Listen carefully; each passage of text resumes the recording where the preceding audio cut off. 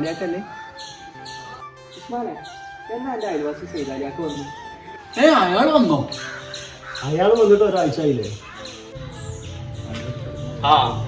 എല്ലാരും ഉണ്ടല്ലോ. എത്താന്നിട്ട് അന്നാ വന്നു? ഞാൻ ഒരാഴ്ച ആയി. എല്ലാരും ഉണ്ടല്ലോ. പണിക്കൊന്നും പോക്കില്ലപ്പോ? പണിക്ക് പോകാന്ന് പറഞ്ഞാല് നിങ്ങളൊക്കെ ഗൾഫിലൊക്കെ ഉണ്ടല്ലോ. പണ്ടല്ലോ. ഓനെ പിന്നെ ഞാൻ പെരീന്ന് കണ്ടു. നല്ല സൈതാലിയാക്ക, എവിടുന്നപ്പോ രാവിലെ തന്നെ വരുന്നു? ഞാൻ ഇപ്പൊ അങ്ങാടിക്കൊന്നും ഇറങ്ങിയതേന്ന്. നമ്മളെ പ്രായക്കാരെയൊക്കെ കണ്ടിട്ട് അനവധി കാലായി.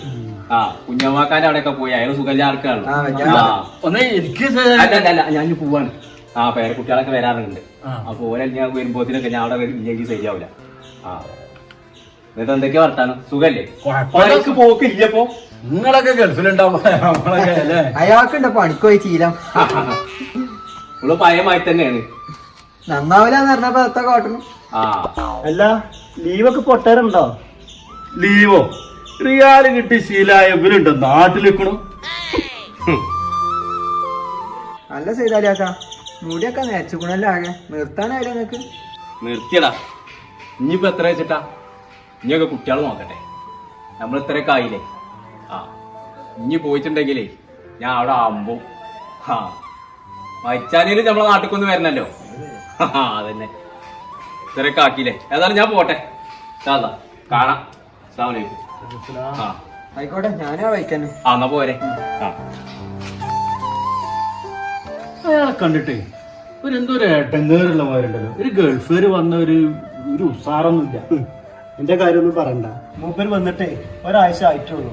ആ പെരീത്തെ അവസ്ഥ എന്താന്ന് അയൽവാസി അയച്ചു മാത്രമേ അറിയുള്ളൂ. അപ്പൊ എന്താ അങ്ങനെ പറഞ്ഞത്?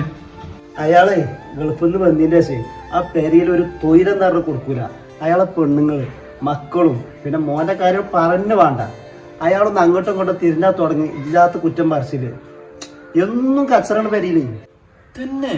ആന്നേ, അയാൾ തൊട്ടിലും പൊടിച്ചിലൊക്കെ ഓൾക്ക് കുറ്റാണെന്നേ.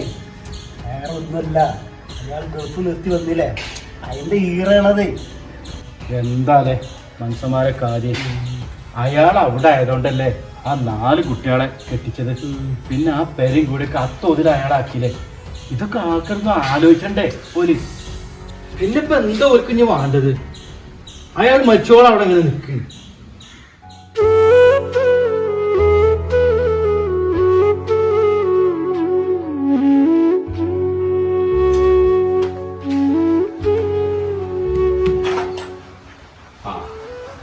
ഇവിടെ എത്ര തുറച്ചിട്ടും കാര്യമില്ല. എത്രാമത്തെ ആർത്താണ് നിങ്ങൾ ഈ അങ്ങാടിക്ക് ഇങ്ങോട്ട് അങ്ങോട്ട് കയറി കൂട്ടത്? നിങ്ങൾക്ക് അടിഞ്ഞ ഒരിടത്തോളം ഇരുന്നൂടെ?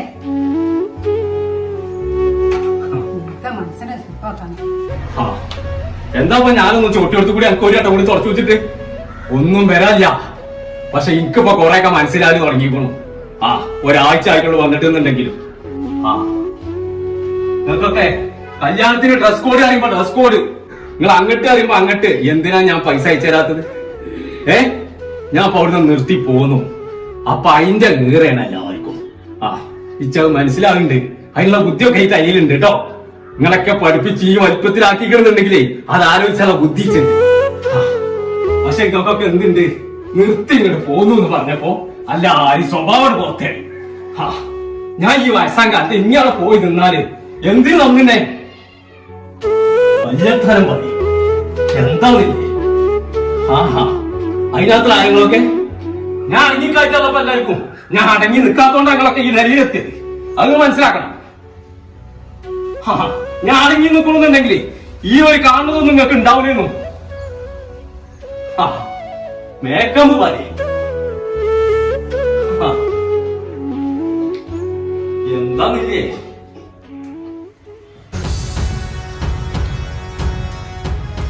ആരിച്ചെടുക്കാൻ പോണു? അനുമോജിന്റെ അവിടെ കുടിക്കലുണ്ട്. അതിന് ഉച്ചയ്ക്ക് എല്ലാം മറന്നു. അപ്പൊ ഇതൊന്നും നാളെ പോയി കൊടുക്കണം കേട്ടോ. കരണ്ട് ബില്ല് വർക്കാണ്, അത് നടച്ചു കൊടുക്കണം. ഇതൊക്കെ പോണെന്നുള്ള എന്തോ തൊള്ളൊന്നും പറയാതെ മനസ്സിലൂടെ അടങ്ങാറായി.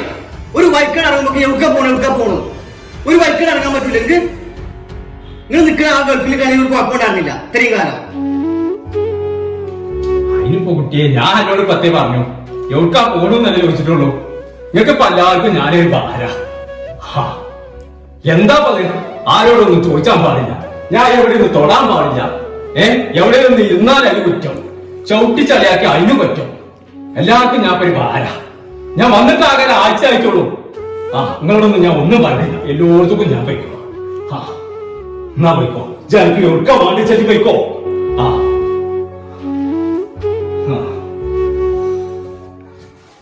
അല്ല മനസ്സിനെ എവിടേലും ഇറങ്ങി കഴിഞ്ഞാൽ അപ്പൊ പണിയെ വിടുക്കാം.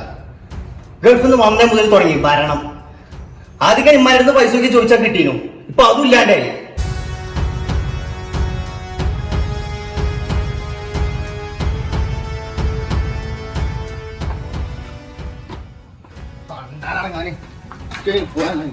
ഈ താന്തക ഗൾഫിൽ നിന്നായിരുന്നു എന്നിട്ട് പണ്ടാണ്.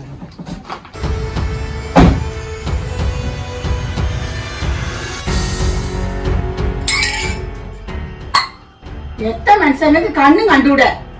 നിങ്ങൾക്ക് എത്ര മാനം ചേച്ചാണ്ട് പറഞ്ഞാ പോരെന്നോ? ഈ പഠിക്കലേക്ക് എന്താണ് ഇങ്ങനെ കുത്തി മാറിയിട്ട്?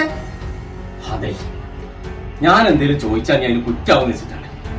ഇച്ചൊരു ഗ്ലാസ് വെള്ളം എടുത്ത് ഒറ്റക്ക് കുടിച്ചാൻ വിചാരിച്ചല്ല. ഇന്നലെ തന്നെ ഇപ്പൊ നമ്മളൊരു ഗ്ലാസ് വെള്ളം എടുത്ത പേരിലാണ് ആ ഒച്ചപ്പാട് മുഴുവണ്ടായത് അല്ലേ? അപ്പൊ ഇച്ചെന്താ വേണ്ടതെന്ന് വെച്ചാല് നിങ്ങൾ ആ ഡൈനിങ് ടേബിളിൽ എവിടെയെങ്കിലും കൊണ്ടുവച്ചാൽ മതി. ഞാൻ എടുത്ത് കുടിച്ചോളാ. ഇന്നെ കൊണ്ട് ആർക്കും ഒരു അടങ്ങേറ് വേണ്ട. നമ്മളെ പേരിൽ അങ്ങനെ ഒരു സ്വയ്പല വേണ്ട എന്നെ കൊണ്ട്. ആ അതിന് ഇന്നലെ എന്ത് ഒച്ചപ്പാടാ ഞാൻ ഉണ്ടാക്കിയത്? ഞാൻ നിങ്ങൾക്ക് എന്തെങ്കിലും ചില്ലറ കിട്ടുന്ന പണിക്ക് പോയിക്കൂടെന്നല്ലേ ചോദിച്ചിട്ടുള്ളൂ. സൈനബാ, ഇതൊരു കാര്യം മനസ്സിലാക്കാം. 40-40 കൊല്ലം ഞാൻ അവിടെ നിന്നിട്ടേ ലീവിന് വന്നതല്ല ഞാനൊന്ന് നിർത്തി പോന്നതാ. ഒന്ന് കജ്ജും കാലും നീട്ടി ഇരിക്കാൻ വേണ്ടിട്ട്. ആ എന്നിട്ട് ഇവിടെ വന്നിട്ട് ഒരാഴ്ച ആയിട്ടുള്ളൂ. ഇജ്ജ് ചോദിച്ച ചോദ്യത്തിനെ എന്റെ മുഖത്തുനിന്ന് കച്ചെടുക്കാൻ പാടില്ല ഞാൻ. മനസ്സിലായോ? ഒരു മനുഷ്യനോട് പറയാ നിങ്ങൾക്ക് എന്തെങ്കിലും ചില്ലറ കിട്ടണ പണിക്ക് പോയിക്കൂടെയാണ്. ഒരാഴ്ച ആയിട്ടുള്ളൂ ഞാൻ വന്നിട്ട്. അപ്പൊ ഒരു മാസം കഴിഞ്ഞ വെച്ചൊക്കെ എന്താ പറയാ? എന്നെ തച്ചു കൊല്ലാൻ പഠിച്ചില്ല നിങ്ങള്. ഞാൻ നമ്മളെ വെറുതെ നിൽക്കുന്നത് കണ്ടുകൂടാ നിങ്ങൾക്ക്. നിങ്ങളെ പ്രായക്കാരും ഇവിടെ പണിക്ക് പോണില്ലല്ലോ. അല്ലാതെ ഇപ്പൊ ഈ തെക്കർക്ക് ഇങ്ങനെ നടന്നിട്ട് എന്താ കിട്ടാനുള്ളത്? ശരിയാ, അങ്ങോട്ടും ഇങ്ങോട്ടും തെക്കർക്ക് ഇറങ്ങാണ്ട് വെറുതെ നമ്മള് സമയം നാസാക്കണ്ട. നമ്മളെ പ്രവാസിയാക്ക് ഏറ്റവും നല്ലത് അവിടെ തന്നെ. മരിച്ചാണെങ്കിൽ അവിടെ കണ്ണാലും മരിച്ച. എന്നാലും ഈ ഒരു ഇടങ്ങേറ് വേണ്ടല്ലോ. നിങ്ങൾക്ക് നമ്മളെ കാണണ്ട. നിങ്ങൾക്ക് നമ്മളെ പൈസ മാത്രം മതി. അങ്ങനെ തന്നെ ആയിക്കോട്ടെ. ആ ഹലോ ഹുസൈനെ. ആ സേതാലൊക്കെ അന്റെ അടുത്ത് ഒരു വിസ ഉണ്ട് എന്ന് പറഞ്ഞില്ലേ? ആ അത് ഞമ്മക്ക് വേണം. അല്ല ചെറുക്കനല്ല, അത് ഞാൻ തന്നെ പോയിട്ടുണ്ട്. അതൊന്നും കുഴപ്പമില്ല. ഒരു 40 കിലോനൊക്കെ ഇപ്പൊ എന്നെ കൊണ്ട് പൊന്തിച്ചാ കൂടും. അതല്ല, അതൊന്നുമല്ല. ഒരു കുറച്ച് കാലം കൂടിയും ബാക്കിയുണ്ട്. ഒരു 2 കൊല്ലം കൂടി അവിടെ നിന്നാലേ അതാണ് പീടിക്കോളും. പിന്നെ അങ്ങോട്ട് റാത്തായാലോ. അതാ കജുന്നുണ്ടെങ്കിലേ അത് ഇപ്പൊ തന്നെ റെഡിയാക്കൽ തുടങ്ങിക്കോ. അതിനുള്ള പൈസ ഒക്കെ ഇപ്പൊ എന്റെ അടുത്തുണ്ട്. ആ ആയിക്കോട്ടെ, ഇൻഷാ അല്ലാ അങ്ങനെ തന്നെ ആയിക്കോട്ടെ. എന്നാല് ഒരു 2 കൊല്ലം കൂടിയാണ് പ്രവാസിയായിട്ട് പോട്ടേന്ന്. വാലേക്കും അസ്സലാം.